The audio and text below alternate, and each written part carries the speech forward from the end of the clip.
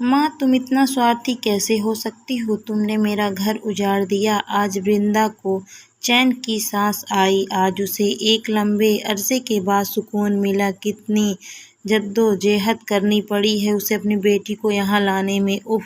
2 बरस की लंबी लड़ाई के बाद आनंदतः वह सफल हो ही गई, वरना रचना को मना लेना क्या आसान था? आज 2 बरस बाद वो चैन से सोएगी, चैन से खाएगी। एकाएक उसे भूख लगने लगी। उसे लगा जैसे एक लंबे समय के बाद आज सचमुच उसे भूख लगी है। आज वह अपनी पसंद का खाना बनवाएगी, आराम से खाएगी और फिर चैन की नींद तान कर सो जाएगी। पर रचना की तो भूख जैसे मर ही गई थी। सब कुछ इतना अजीब, अपरिचित और अटपटा सा लग रहा था, मानो किसी पराये के घर आ गई हो वह।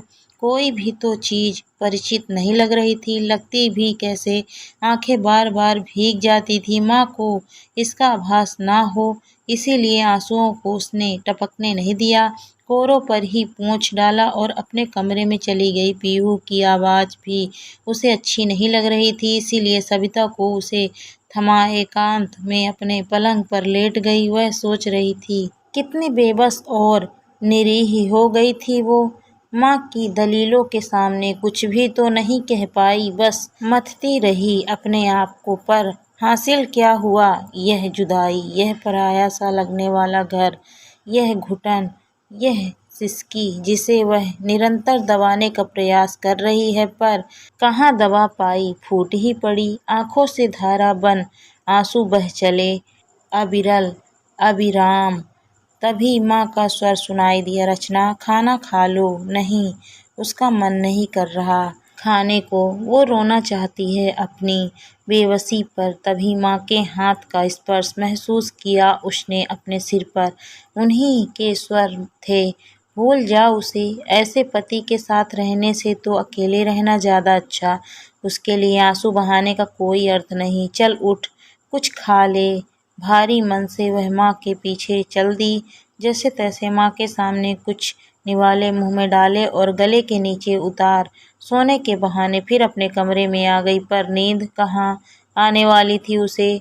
वो तो जैसे कोसों दूर चली गई थी। आंखें तो विहान को ढूंढ रही थी। अंधेरे में उसकी मजबूत बाहों का संबल चाह रही थी। वो उसके सीने पर सिर रखकर अपने को हल्का करना चाह रही थी, पर चाहा हुआ कुछ भी तो नहीं बीत रहा था उसके साथ। हर काम उसकी इच्छा के विरुद्ध, विपरीत दिशा में होता सा प्रतीत हुआ। तुमने ऐसा क्यों किया माँ? वो बुदबुदाई। माँ तो बच्चों का भला ही चाहेगी, बुरा कैसे चाह सकती है? फिर क्या मुझसे ही विहान को समझने में गलती हुई है? माँ जो देख रही है वो मैं क्यों नहीं देख पा रही हूँ? माँ जो समझा रही है मेरे गले क्यों नहीं उतरता? मैं क्यों उन गलतियों को नहीं देख पा रही जो माँ विहान में देख रही है? विहान से मैंने प्यार किया है माँ। अगर उन भूलों को मैं नज़रअंदाज कर दूँ तो क्या बुरा है? अगर उन भूलों को अनदेखा कर मेरा परिवार, मेरी गृहस्थी अच्छी तरह चल रही है तो मुझे उन्हें भूल जाना चाहिए। और फिर क्या मैं पूर्ण हूँ? मुझ में क्या कोई कमी नहीं? मेरी हर बात विहान को पसंद हो यह जरूरी तो नहीं। कुछ मेरी बातें उन्हें भी नापसंद होगी, पर उन्होंने तो कोई शिकायत नहीं की। क्या इतनी सी बातों के लिए तलाक ले लिया जाता है?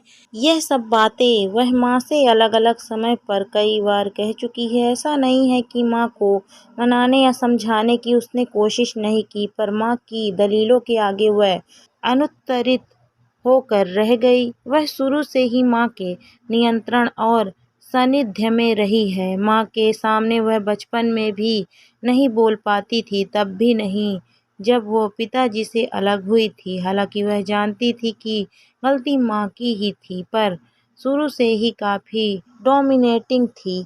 पिताजी अक्सर चुप ही रहा करते थे। घर में हर काम माँ की इच्छा से होता। घर की साज सजावट, मेहमानों का आना, खाना पीना, बाग बगीचा, हर चीज में माँ की पसंद स्पष्ट झलकती थी। घर में किसी और का दखल उन्हें गवारा नहीं था, अपने बच्चों का भी नहीं।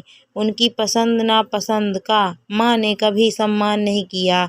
जब कभी रचना अथवा सुयस ने कुछ कहना चाहा तो स्पष्ट तौर पर उन्हें यह जता दिया जाता था कि यह घर उनकी माँ का है, यहाँ उन्हीं की इच्छा का स्थान है।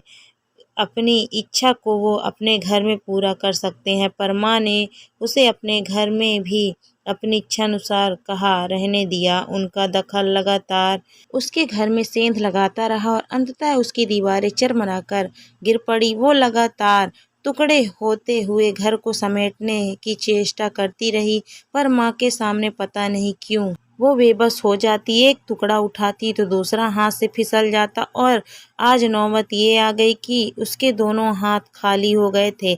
ऐसी जिंदगी तो नहीं चाही थी उसने। वह अपने आप से बोली, बिहान हमने तो इतने अच्छे अच्छे सपने देखे थे जिंदगी के, जहाँ ना दुख था ना निराशा, बस के धूमते फूल थे। आंगन में बहार थी तुम्हारी बाहों का संबल था, मेरी कोमलता थी, वाणी का मधुर था और था तुम्हारा साहस। कहाँ कहाँ बिखर गए वो सारे सपने कागज के टुकड़ों की भांति। मेरी वो आकांक्षाएं इतनी हल्की तो नहीं थी और ना ही आधारहीन। फिर ये क्या हो गया, कैसे खुल गया मुझ में बंद कर रहने वाला तुम्हारा अनुबंध। सब बह गया तुम्हारी शराब के साथ, सब कुछ बिसर गया तुम्हारे नशे के साथ। तुम्हें क्या हो गया बिहान? मैं अकेली नहीं रह पाऊंगी तुम्हारे बिना, मैं जीने की कल्पना भी नहीं कर सकती। वो बुदबुदा रही थी, तुम्हें अकेले जीने की आदत डालनी ही होगी। क्या दिया है उसने तुम्हें, निचोड़ कर रख दिया मेरी फूल सी बेटी को। मैं उसे कभी माफ़ नहीं करूंगी और तुम्हें भी उस नरक में कभी नहीं लौटने दूंगी। क्या कमी है तुम में? पढ़ी लिखी हो, अपनी और अपनी बेटी की परवरिश कर सकती हो, यहाँ रहकर उसे अच्छे संस्कार दो, सिर उठाकर जीने की योग्य बनाओ। उस माहौल में ये क्या सीख पाएगी अपने लिए ना सही, अपनी बेटी के लिए तो वो सोचो। थम से बैठ गई, वह विचार करने के लिए बाध्य हो गई। एक बैरागी अपनी भावनाओं के बहाव को विवश हो रोकना पड़ा उसे। हकीकत इतनी सरल, सहज या फिर सपनों से कोमल और खूबसूरत नहीं होती, यह समझ आ रहा था उसे। आहिस्ता आहिस्ता वह अपने आप को संभालने लगी। उसकी जिंदगी की गाड़ी पटरी पर आने लगी। पीहू को भी उसने मना ही लिया था कि पापा अब उनके साथ नहीं रहेंगे, और फिर इतने दिनों में बिहान ने ही कौन सी सुध ली थी उसकी माँ फिर अपने क्लब और सोसाइटी के कामों में व्यस्त हो गई। जिंदगी फिर एक ढर्रे पर चल निकली। सोते सोते रचना चौंक कर बैठ गई। वह पसीना पसीना हो रही थी, घबराहट से उसका मुंह सूख रहा था। पास में स्टूल पर रखे गिलास में से उसने पानी पिया। थोड़ा स्वस्थ होने पर उसे बिहान का वह पत्र याद आने लगा जिसमें उसने अपने पहले पत्रों का उल्लेख किया था जो उसे मिले थे। फिर क्या माँ ने उसे वह पत्र जानबूझकर नहीं दिए? क्यों? यह क्यों उसे दिमाग में कौंधने लगा? कल उसकी तबीयत ठीक नहीं होने से डाक के समय वह घर पर ही थी, इसीलिए डाकिया पत्र उसे ही दे गया था। कि कितना विनीत होकर लिखा था वह पत्र बिहान ने। तुम्हारे बिना मैं कैसे जीऊँ, ये तो बता दो। मेरे किसी पत्र का जवाब लिखने के लिए तुम्हारे पास वक्त नहीं है क्या? मैं इतना बुरा हूँ? माना मुझ में बहुत सी कमियां हैं। मैं शराब पीता हूँ, पीने के बाद तुम्हें बुरा भला भी कहता हूँ जो शायद मैं अपने आप को ही कह रहा होता हूँ। मैं घर का ध्यान नहीं रखता, तुम्हारे किसी काम में हाथ नहीं बटाता, मैं टिक कर नौकरी नहीं कर पाता, तुम्हारे नौकरी पर बड़े बड़े शौक पालता हूँ। मेरे दोस्त तुम्हें पसंद नहीं है, फिर भी मैं हूँ तो तुम्हारा ही ना। और क्या तुम मेरी नहीं हो? अच्छा बताओ, यदि तुम्हारे जिस्म का कोई हिस्सा खराब हो जाएगा तो क्या तुम उसे निकाल कर फेंक दोगी? नहीं ना। फिर क्या मैं तुम्हारा हिस्सा नहीं हूँ? मुझे अपनी जिंदगी से क्या ऐसे ही निकाल कर बाहर फेंक दोगी? मैं लाइलाज तो नहीं, पर मेरा इलाज तो तुम ही हो, तुम ही करोगी भी। तुम्हारे बिना मेरी हालत और बदतर हो गई है। मैं कमरे से बाहर नहीं निकल पाता, खाना नहीं खा पाता, शेव करने का भी मन नहीं करता। क्या क्या बताऊं? क्या एक बार भी संभालने नहीं आओगी? मुझे डांट नहीं लगाओगी कि मैंने अपना क्या हाल बना रखा है? कि मेरी ये झाड़ झकाड़ हुई दाढ़ी तुम्हें जरा सी अच्छी नहीं लगती, और अगर मैंने स्वयं नहीं बनाई तो तुम सोते समय मेरी सारी दाढ़ी काट डालोगी। रचना, तुम्हें नहीं मालूम तुम्हारे बिना मैं कितना अकेला हो गया हूँ। क्या तुम्हें मेरी कमी नहीं खल रही है? तुम वहाँ मेरे बिना कैसे जी रही हो? क्या तुम्हारा भी वही हाल नहीं हो रहा जो मेरा यहाँ हो रहा है? मुझे तो बांध रखा है तुम्हारी माँ ने, जो मुझे अपने घर नहीं आने देती, पर तुम्हें तो यहाँ आने से कोई नहीं रोक रहा। मैं तो हर आहट पर तुम्हारे कदम खोज रहा हूँ। आ जाओ रचना, प्लीज़ आ जाओ। सिर्फ तुम्हारा बिहान। रचना को फिर नींद नहीं आई। उसने घड़ी देखी, सुबह के 3 बज रहे थे।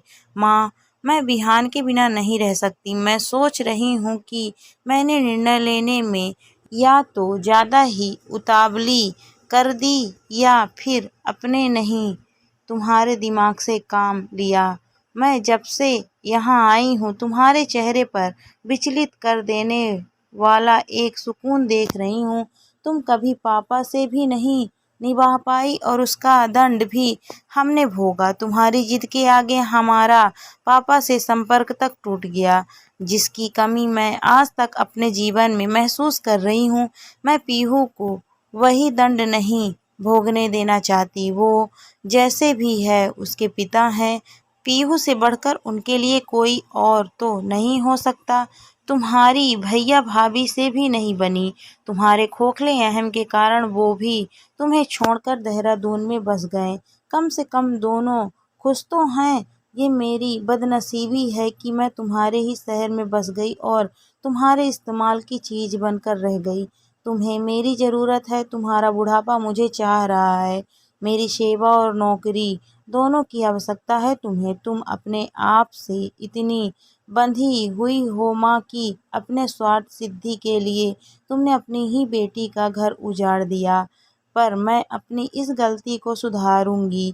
सुबह का भूला अगर शाम को घर आ जाए तो वह भूला नहीं कहलाता। तलाक के बाद हम दोनों के साथ रहने को तुम जो चाहे नाम दो। हम पति पत्नी थे, हम पति पत्नी ही रहेंगे।